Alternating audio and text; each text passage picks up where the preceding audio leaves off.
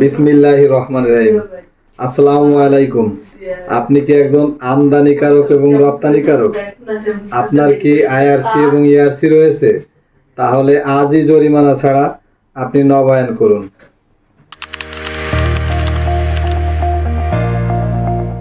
একটা বিষয় জানতে হবে, সেটা হচ্ছে আইআরসি এবং ইআরসি সার্টিফিকেটের উপরে ভ্যালিড আপ টু এভাবে করে একটা তারিখ উল্লেখ আছে, এবং আমদানি ও রপ্তানি অধিদপ্তরের নির্দেশনা অনুযায়ী এই তারিখের 60 দিন পূর্বে আপনার জরিমানা ছাড়া আপনি আইআরসি এবং ইআরসি নবায়ন করতে পারবেন। যদি এই তারিখের পরে করেন তাহলে জরিমানা সহকারে টাকা দিয়ে আপনার নবায়ন করতে হবে। আশা করি এই ভিডিওর মাধ্যমে আপনারা একটা মেসেজ পেয়ে গেলেন।